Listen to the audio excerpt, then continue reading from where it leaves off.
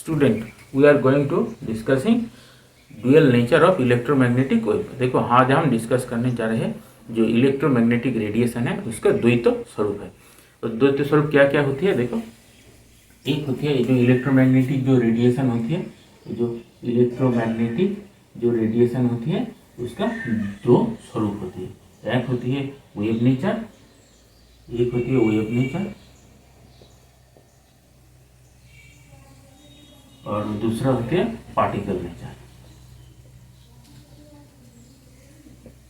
Particle nature मतलब क्या है, ये इलेक्ट्रोमैग्नेटिक रेडिएशन है। इलेक्ट्रोमैग्नेटिक रेडिएशन कौन होते हैं, जैसे मान लीजिए जो हमारा लाइट है, जो लाइट है ये तो एक इलेक्ट्रोमैग्नेटिक रेडिएशन ही है। तो ये क्या है, इसका स्वरूप क्या है, एक वेव भी है और पार्टिकल की तरह ही बिहेव भी करते हैं। तो देखो ये जो वेव जो बिहेवियर होते हैं वो क्या होते हैं, उसके नेचर क्या है वो अब हम पहले डिस्कस करते हैं, इसके बाद हम पार्टिकल नेचर के देखने वाला है। देखो पहले आते हैं हम वेव नेचर के तरफ। तो देखो जो 19वीं सेंचुरी ने फिजिसिस्ट ने जो हीटेड ऑब्जेक्ट है जिसका टेम्परेचर हाई है, जो मतलब इसका मान लीजिए टेम्परेचर हाई हीट है, ये हीटेड बॉडी है, अर्थात क्या है इसका टेम्परेचर बहुत ही हाई है। ये जो रेडिएशन एमिट करते हैं, ये रेडिएशन कुछ एमिट करेगा, ये कुछ एमिट करेगा और क्या है ये हीट हुआ, इसीलिए ये कोई तो एनर्जी एब्जॉर्ब करके भी हीट हुआ, तो ये कुछ एब्जॉर्ब भी किए थे। तो ये दोनों जो एब्जॉर्प्शन और एमिशन है, ये रेडिएशन है, ये रेडिएशन क्या है, इसके नेचर क्या है, इसके लिए वैज्ञानिकों ने 19वीं सेंचुरी ने बहुत ही रिसर्च किए थे। तो उस समय जो इलेक्ट्रोमैग्नेटिक जो वर्ड है, ये जो इलेक्ट्रोमैग्नेटिक वर्ड, उस समय वो वर्ड नहीं आया था। तो साइंटिस्ट ने क्या बोले थे, जो ये जो हीटेड ऑब्जेक्ट जो एमिशन और एब्जॉर्प्शन करते हैं उसके थर्मल रेडिएशन कहते हैं, थर्मल रेडिएशन, थर्मल रेडिएशन, क्योंकि उस समय वो इलेक्ट्रोमैग्नेटिक रेडिएशन पता नहीं था। आज हम जानते हैं जो ये जो हीटेड ऑब्जेक्ट, मान लीजिए आप एक लोहे की हीट किए थे, बहुत ज़्यादा हीट किए थे एक लोहे का, एक आयरन ऑब्जेक्ट है, इसका बहुत हीट किए थे, आप देखे थे ये क्या है, हीट करने के बाद वो रेड हो जाती है। तो मतलब क्या है, वो एक एमिशन ही तो इमिट कर रही है, रेड लाइट इमिट कर रही है। तो लाइट क्या होती है, आप जानते हैं जो लाइट होती है वो एक इलेक्ट्रोमैग्नेटिक वेव होती है, मतलब अर्थात क्या हुआ, जो हीटेड ऑब्जेक्ट है वो इलेक्ट्रोमैग्नेटिक रेडिएशन इमिट करते हैं, ये आप हम जानते हैं। तो देखो ये जो इलेक्ट्रोमैग्नेटिक रेडिएशन है इसके लिए सबसे पहले आलोकपात किए थे जेम्स क्लार्क मैक्सवेल नाम के एक साइंटिस्ट ने। उन्होंने बोले थे देखो जब कोई चार्ज पार्टिकल है, जब कोई चार्ज पार्टिकल, मान लीजिए कि ये चार्ज पार्टिकल है, ये चार्ज पार्टिकल क्या है, ये चार्ज पार्टिकल है, ये जब ऑसिलेट करते हैं, ऑसिलेशन मतलब क्या है, देखो ऑसिलेशन मतलब होता है कि एक ही डिस्टेंस में बार बार घूमना और फिरना। आपने सिंपल हार्मोनिक मोशन जानते हैं, जो सिंपल हार्मोनिक मोशन में क्या होती है, जो ये जो एक पेंडुलम होती है, वो पेंडुलम क्या होती है, एक ऊपर जाती है इधर और इसमें एक बार नीचे आती है और इसके बाद फिर ऊपर जाती है और फिर इधर आती है, फिर इधर जाती है, ऐसे ऐसे मूव करते हैं, इसके हम ऑसिलेटरी मोशन कहते हैं, ऑसिलेशन, इसके हम ऑसिलेशन कहते हैं। तो ये ऑसिलेटरी मोशन मतलब क्या, एक ही पाथ में घूमना फिरना, इसके हम ऑसिलेटरी मोशन कहते हैं। जब ये ऑसिलेटरी मोशन कोई चार्ज पार्टिकल, मान लीजिए ये आप ये पेंडुलम था, पेंडुलम के बदले में आप इसमें कोई चार्ज पार्टिकल, मान लीजिए कि प्रोटॉन, एक प्रोटॉन रख लिया, एक प्रोटॉन, एक प्रोटॉन रख लिया, इसमें एक प्रोटॉन रख लिया, तो क्या है आप आर्बिट्रेरी सोच लिए, ये एक प्रोटॉन है, उसके आप हैंगिंग कर दिया और ये ऐसे टू एंड फ्रो कर रहे हैं, मतलब क्या इसी पथ में घूमना फिरना आरंभ कर दिया। तो घूमने फिरने के बाद इससे क्या होगा, ये मैक्स, देखो एक जेम्स क्लार्क मैक्सवेल जो है, जेम्स क्लार्क मैक्सवेल, उन्होंने बोले थे ये जो चार्ज पार्टिकल जब ऐसे ऑसिलेटरी मोशन करेगा ये साइमल्टेनियसली एक इलेक्ट्रोमैग्नेटिक रेडिएशन इमिट करेगा, अर्थात क्या है एक इलेक्ट्रिक वेव ऐसे मूव करेगा, या इलेक्ट्रिक वेव होगा, इलेक्ट्रिक वेव होगा, एक इलेक्ट्रिक वेव जनरेट करेगा और ये जो मूव करेगा इलेक्ट्रिक वेव जनरेट करेगा, उसके साथ साथ एक मैग्नेटिक वेव भी जनरेट करेगा, मैग्नेटिक वेव भी जनरेट करेगा।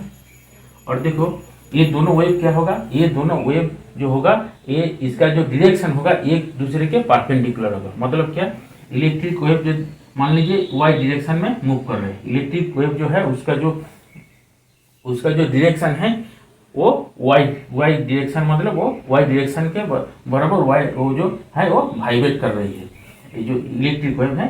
तो जो मैग्नेटिक वेव है वो क्या होगा, ये जेड डायरेक्शन में वाइब्रेट करेगा। इसका वाइब्रेशन के डायरेक्शन क्या होगा, जेड डायरेक्शन। मान लीजिए कि ये जो मैग्नेटिक वेव है ये जेड डायरेक्शन के बराबर ये वाइब्रेट कर रही है, और जो इलेक्ट्रिक वेव है ये वाई डायरेक्शन के बराबर है वाइब्रेट कर रही है। ये क्या है, वाइब्रेशन के जो डायरेक्शन होती है वेव के उसी डायरेक्शन में हो रही है, वाई डायरेक्शन में, और ये जेड एक्सिस के वाई एक्सिस के बराबर और जेड एक्सिस के बराबर होगा। तो उन्होंने और भी बोला, जेम्स क्लार्क मैक्सवेल ने और एक बात बताया, ये जो मैग्नेटिक वेव प्रोड्यूस हुआ ये एक जगह में सीमित नहीं होगा, ये ट्रांसमिशन करेगा। ट्रांसमिशन के मतलब क्या है, मान लीजिए ये इसी जगह में प्रोड्यूस हुआ, ये प्रोड्यूस होने के बाद क्या होगा, इस जगह में प्रोड्यूस होने के बाद ये इसी से दूर चला जाएगा, इधर उधर चारों तरफ से वो दूर जाएगा। अर्थात क्या, वो ट्रांसमिशन करेगा। ट्रांसमिशन का मतलब क्या, वो एक स्थान से दूसरे स्थान चला जाएगा। वो जाने का डायरेक्शन क्या होगा, देखो वो उसका जो पाथ वे होगा, वो जो पाथ होगा वो होगा ये जो मैग्नेटिक और इलेक्ट्रिक वेव जिस डायरेक्शन में मूव कर रहे हैं, जिसके जो वाइब्रेट कर रहे हैं ये जो दोनों डायरेक्शन, उसका उसी के परपेंडिकुलर डायरेक्शन में ये दोनों वेव प्रोसीड करेंगे, ये दोनों वेव चले जाएगा। तो क्या होगा, देखो ये दोनों वेव क्या है, जेड और वाई डायरेक्शन में वाइब्रेट कर रहे हैं, और इसके जो मूवमेंट होगा ये होगा एक्स डायरेक्शन में, इसका जो मूवमेंट होगा वो एक्स डायरेक्शन में होगा, मूवमेंट होगा एक्स डायरेक्शन, एक्स एक्सिस के बराबर मूवमेंट होगा। तो क्या होगा, एक्स वाई और जेड ये तीनों एक दूसरे के परपेंडिकुलर है, तो इसी से और इसका जो सम करते हैं हम, इसका जो ये दोनों लेकर जो एक वेव हुआ, इलेक्ट्रिक वेव और मैग्नेटिक वेव, ये दोनों के एक साथ के कहते हैं इलेक्ट्रोमैग्नेटिक वेव। इलेक्ट्रोमैग्नेटिक वेव, ये जो इलेक्ट्रिक है, ये जो इलेक्ट्रिक है इसकी इलेक्ट्रो है, और मैग्नेटिक है इसका मैग्नेटो है, मैग्नेटिक है, ये दोनों हो गया इलेक्ट्रोमैग्नेटिक वेव। अर्थात क्या है, इलेक्ट्रोमैग्नेटिक वेव के दो नेचर होते, दो वेव होते, एक होते इलेक्ट्रिक वेव और एक होती है मैग्नेटिक वेव। इलेक्ट्रिक वेव और मैग्नेटिक वेव एक दूसरे के परपेंडिकुलर डायरेक्शन में मूव करते हैं, और क्या होते हैं, हाँ, एक दूसरे के जो वाइब्रेशन के डायरेक्शन है वो भी परपेंडिकुलर ही होता है। तो देखो यही हुआ ये जो इलेक्ट्रोमैग्नेटिक रेडिएशन। ये थर्मल रेडिएशन, जब हम ऐसे कोई ऑब्जेक्ट के रेड आयरन के और कोई मैटर की हिट करते हो, क्या होते हैं, एमिशन, ये जो रेडिएशन एमिट करते हैं, वो रेडिएशन के पहले बोलते थे थर्मल रेडिएशन, किंतु जब जेम्स क्लार्क मैक्सवेल ने इलेक्ट्रोमैग्नेटिक जो रेडिएशन वर्ड बोला था, उसी के बाद इसके इलेक्ट्रोमैग्नेटिक वेव के नाम पे जाने जाते हैं। तो देखो इलेक्ट्रोमैग्नेटिक वेव के और दूसरे क्या प्रॉपर्टी है, देखो जो इलेक्ट्रोमैग्नेटिक वेव होती है वो जब मूव करती है उसके लिए कोई मीडियम के जरूरत नहीं होती। इलेक्ट्रोमैग्नेटिक वेव जब मूव करते हैं उसके लिए कोई मीडियम की जरूरत नहीं है। उसका मतलब क्या है, वो वैकेंट स्पेस में भी वो मूव कर सकते हैं। इसीलिए जब कोई स्टार से, मान सन और जो कोई और दूसरे स्टार से हमारा पास जब लाइट, और वो भी तो एक इलेक्ट्रोमैग्नेटिक वेव है, वो आते वैकेंट मीडियम के माध्यम से हमारे पास आते हैं। तो क्या हुआ, इलेक्ट्रोमैग्नेटिक वेव वो वैकेंट स्पेस में मूव कर सकते हैं। जैसे साउंड वेव है वो वैकेंट स्पेस में मूव नहीं कर सकती। साउंड वेव के मूव करने के लिए एक प्रॉपर मीडियम होना चाहिए, सॉलिड हो, लिक्विड हो, गैस भी कोई भी हो, लेकिन एक मीडियम होना ही चाहिए। लेकिन जो इलेक्ट्रोमैग्नेटिक वेव है उसके लिए कोई स्पेस की जरूरत नहीं, वो वैकेंट स्पेस जिसमें भी कुछ है नहीं, उसी के स्पेस के माध्यम से भी वो इलेक्ट्रोमैग्नेटिक वेव एक स्थान से दूसरे स्थान चले जाते हैं। और देखो जो इलेक्ट्रोमैग्नेटिक वेव है इसके बहुत सारे कैटेगरी होती है, और वो कैटेगरी के किस कारण से होती है, उस कैटेगरी के होती है इसके जो फ्रीक्वेंसी,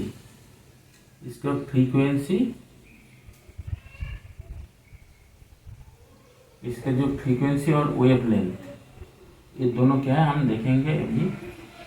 वेवलेंथ ये अलग होने के कारण ये जो इलेक्ट्रोमैग्नेटिक वेव है इसके हम बहुत सारे कैटेगरी में डिवाइड कर सकते हैं। देखिए मान पहले होती है सबसे होती है गामा रे। गामा रे, इसके बाद आती है एक्स रे, इसके बाद आती है यूवी, तारपर आती है विजिबल। हम जब विजिबल मतलब क्या है, जो हम देख पाते हैं, जो हम जिस लाइट का हम देख पाते हैं उसके हम विजिबल लाइट कहते हैं। तारपर और आती है इंफ्रारेड, इसके बाद आती है रेडियो वेव, ऐसे बहुत सारे वेव आती है। रेडियो, ये सब बहुत सारे वेव आती है। इस वेव के क्या होते हैं, इस ये सभी होती है रेडियो वेव, इसका फ्रीक्वेंसी अलग होती है और वेवलेंथ अलग होती है।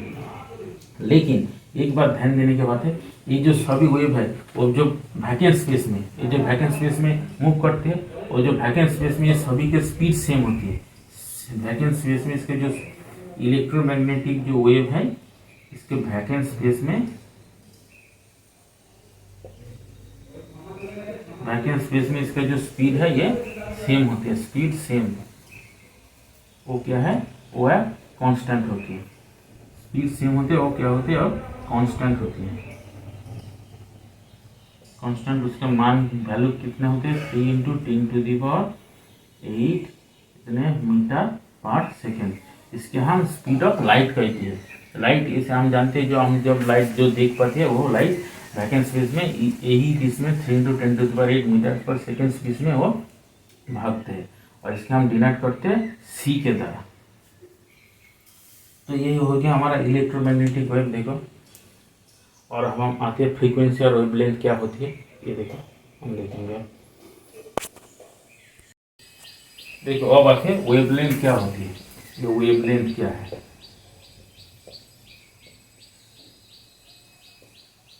वेवलेंथ क्या है। देखो वेव ऐसे, आप जानते हैं वेव ऐसे प्रोपागेट करते हैं, ऐसे वेव जाती है।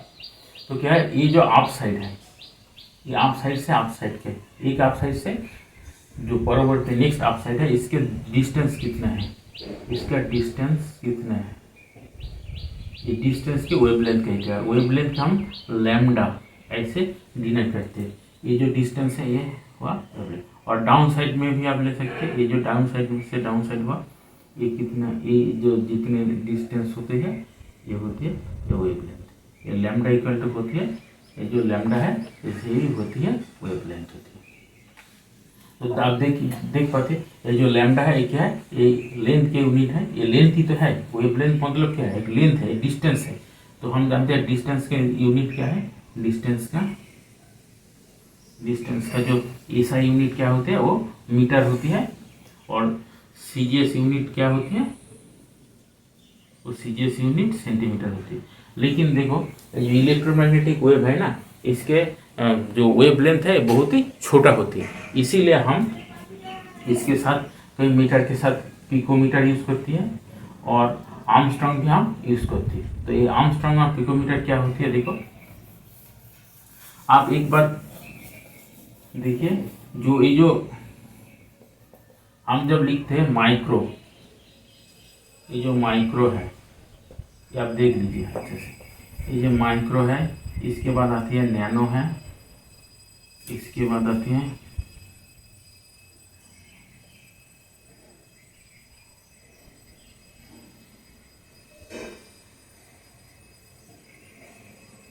ये सब आती है। हाँ, तो इसके आगे आते हैं मिली, माइक्रो, नैनो, पिको, फेम्टो। ये क्या होते हैं, मिली मतलब क्या, 10⁻³ अर्थात क्या है, जब हम 1 mm लिखते हैं, 1 मिलीमीटर मतलब क्या है, वो 1 मीटर से 10⁻³ हो जाती है। ऐसे माइक्रो जब होते हैं 10⁻⁻6 होती है, नैनो होती है 10⁻⁹। जब नैनोमीटर मतलब क्या है, 1 नैनोमीटर मतलब 1 नैनो के हम n स्मॉल n लिखते हैं, नैनोमीटर मतलब क्या, 10⁻⁹ मीटर है। इसके बाद पिको आया 10⁻⁻12, ये पिको के हम लिखते हैं pm, पिकोमीटर मतलब क्या है, 10⁻⁻12 मीटर होती है। ये सब सफिक्स होती है मीटर के। प्रीफिक्स होते हैं मीटर के आगे पहले बजते हैं, और फेमटो जो है वो 10⁻⁻15 होती है। तो ऐसे होती है। ये फेमटो ज़्यादा यूज़ नहीं होती है हमारा। ये जो पिको है और नैनो ये बहुत यूज़ में आती है। जो एटम की जो साइज होती है, जो एटम के रेडियस मापते हैं, और वो हम पिकोमीटर स्केल में बताते हैं। और क्योंकि देखो ये जो इलेक्ट्रोमैग्नेटिक वेव है उसका वेवलेंथ बहुत ही कम होती है, इसीलिए हम उसको जो पिकोमीटर का यूज करते हैं। देखो अब आते हैं फ्रीक्वेंसी क्या है। ये जो फ्रीक्वेंसी क्या होती है, देखो फ्रीक्वेंसी मतलब क्या होते हैं, वो 1 सेकेंड में कितने बार वो वाइब्रेट करती है। मान लीजिए एक आप ये जो ये वेव जब होती है वो ऐसे तो पार्टिकल ऐसे मूव करती है, तो ये एक पेंडुलम है, पेंडुलम ऐसे मूव करते, ये यहाँ से जर्नी स्टार्ट किया, यहाँ गया और यहाँ आया, तो ये एक राउंड कंप्लीट हो। ऐसे ये 1 सेकेंड में कितने जर्नियाँ कंप्लीट करते हैं, उसी का हम फ्रीक्वेंसी कहते हैं। तो फ्रीक्वेंसी मतलब क्या है, 1 सेकेंड में कितने बार वो वाइब्रेट करते हैं, उसी का हम फ्रीक्वेंसी करते हैं। और फ्रीक्वेंसी यूनिट क्या होती है, हर्ट्ज, इसकी यूनिट होती है हर्ट्ज। और फ्रीक्वेंसी के हम लिखते हैं न्यू के द्वारा, ऐसे न्यू द्वारा हम फ्रीक्वेंसी के रिप्रेजेंट करते हैं, न्यू के द्वारा हम फ्रीक्वेंसी रिप्रेजेंट करते हैं। और फ्रीक्वेंसी की यूनिट क्या होती है, ये हर्ट्ज, एक साइंटिस्ट के नाम है, उसी के नाम के अनुसार इसका यूनिट होती है हर्ट्ज होती है। तो एक रिलेशन है, जो स्पीड ऑफ लाइट सी होती है, सी समान न्यू, ये न्यू है, और जो लैम्डा मतलब क्या है, स्पीड ऑफ लाइट, अर्थात स्पीड ऑफ जो इलेक्ट्रोमैग्नेटिक रेडिएशन है, इलेक्ट्रोमैग्नेटिक रेडिएशन है, वो बराबर क्या होते हैं, जो फ्रीक्वेंसी है, वो जो इलेक्ट्रोमैग्नेटिक के जो फ्रीक्वेंसी है, वो फ्रीक्वेंसी गुण उसका वेवलेंथ है। ये फॉर्मूला आप याद रखिए, एक काम में आती है, क्वेश्चन पूछते हैं। ये जो सी समान क्या होते हैं, न्यू इंटू लैम्डा, इसके कहते हैं न्यू, इसकी कहती है न्यू, ये न्यू, और ये होती है लैम्डा, ये होती है, इसके कहते हैं लैम्डा, इसका लैम्डा एक ग्रीक अल्फाबेट है। तो ये सी समान न्यू लैम्डा होती है। अर्थात क्या होता है, स्पीड ऑफ कोई इलेक्ट्रोमैग्नेटिक रेडिएशन, वो एक्सरे भी हो सकते हैं, गामा रे भी हो सकते हैं, विजिबल लाइट, यूवी, आईआर, कोई भी हो सकते हैं, और सभी के इसी में आएगा। और C equal to nu into lambda, उसका फ्रीक्वेंसी और वेवलेंथ के मल्टीपल होगा, उसको वो जो मल्टीपल की जो रिजल्ट रहेगा वो उसका स्पीड के बराबर होगा। देखो यहाँ हम जो फॉर्मूला सीखे थे सी समान न्यू लैम्डा, उसी के एक एग्जाम्पल देख लेते हैं। देखो क्या होते हैं, जो ब्लू लाइट होती है ना, ब्लू लाइट के जो वेवलेंथ है, वेवलेंथ ऑफ ब्लू लाइट, एक क्वेश्चन है, देखिए वेवलेंथ ऑफ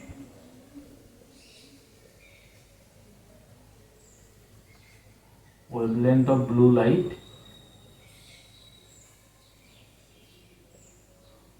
is 400 nanometer.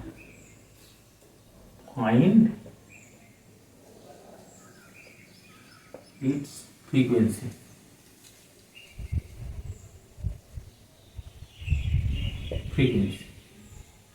इसका फ्रीक्वेंसी कितना होगा। तो देखो क्या बोला था, वेवलेंथ हमारा डाटा क्या दिया था, वेवलेंथ क्या होते हैं, ये जो लैम्डा होते हैं, लैम्डा वेवलेंथ क्या है, ये 400 नैनोमीटर है, 400 नैनोमीटर, इसके मतलब क्या है, 400 इंटू 10⁻⁹ मीटर है। हम जानते हैं स्पीड सी समान क्या है, स्पीड ऑफ लाइट सी समान होती है 3 इंटू 10⁸ मीटर पर सेकेंड है। तो हमारा फॉर्मूला क्या है, सी समान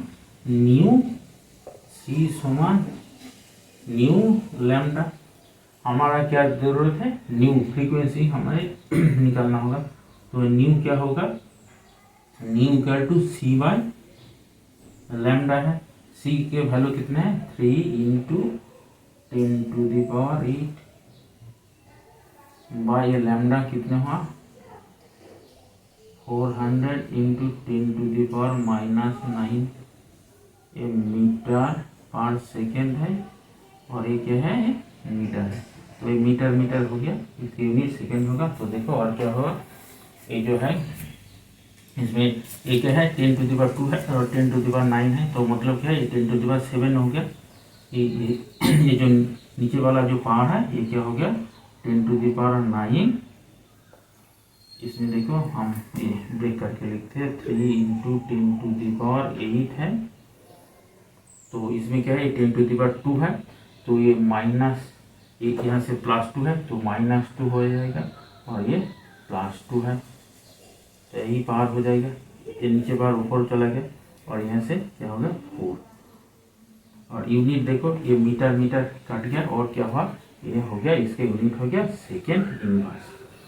तो देखो ये क्या हुआ 3/4 इंटू 10⁻, क्या 8 + 9 = 17 - 2 = 15, 10⁻15 हो गया। ये 3/4 क्या होते हैं 3/4 होते हैं 0.75। इसके मतलब क्या है 7.5 इंटू 10⁻14। ये सेकेंड इनवर्स इसके यूनिट है सेकेंड इनवर्स। और जो सेकेंड इनवर्स है उसी का हम हार्ट्ज कहते हैं। सेकेंड इनवर्स मतलब ही होती है हार्ट्ज, 5 सेकेंड में इतने वाइब्रेट कर रही है। तो यह हुआ इसके जो, तो आंसर क्या हुआ इसके जो है 7.5 इंटू 10⁻⁻14 इतने हार्ट्ज इसका फ्रीक्वेंसी हुआ।